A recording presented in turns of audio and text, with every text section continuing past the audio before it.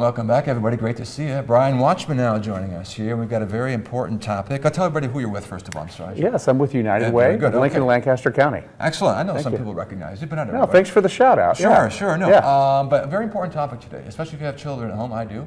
We're always concerned about their mental well-being. Yes. You know, we talk a lot about physical well-being, gym class, and getting exercise and eating right. Yeah. The mental part is what you don't see. Yes. But please go into that. Yes, with kids, there's lots of kids who need counseling, and families that, kids struggle with. It could be a mental health, it could be a diagnosis, and it could just be things they're struggling with. There's lots of studies, 1 in 8 kids have some mental health problems that could affect them being in school and even graduating. 1 in 8 where professionals might not be aware of it? Yes, Centers for Disease Control. Yeah, they're struggling with it. Some are getting help, but some aren't, and it starts very young, and so kids who for example, who get help with counseling very early on, they have higher rates of graduation and do better in school.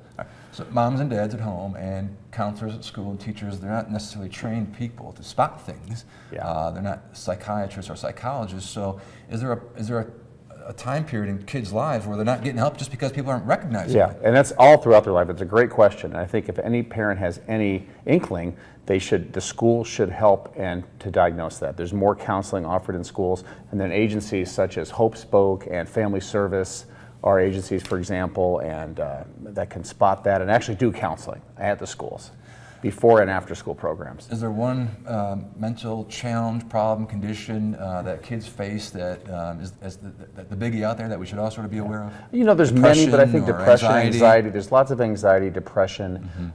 Kids that are, it's not just being blue. They're could have a clinical diagnosis, and so, but only a professional could really, distinguish between those two. So it's not something to really take lightly. And if there's any question, the school authorities should be alerted, and there is help out there. And sometimes there is help. Sometimes we tend to think, well, they're kids. They're going through a phase. They're not adults. They don't know what problems are yet. They haven't been in adulthood. Well, a lot of kids, whether it's like I said, depression, obsessive compulsive disorder, anxiety, all those things, they might just think it's normal in their head. That's how it's supposed to be, and they don't come to you, right? Yeah, and they can be diagnosed pretty quickly, I think, through the school and through counselors. There's a lot of our nonprofit agencies like Family Service, they contract with the schools. Plus the schools have counselors. There might be a little bit of a waiting list, but it can be addressed. Okay. And there's nobody should worry about that. They should go to their counselors at school or talk to the principal and any professional at the school to alert that they would like their kid to be assessed, and it'll happen. Good. And you find that you can't worry about the stigma. Those days are over. All right, the stigma of mental illness and all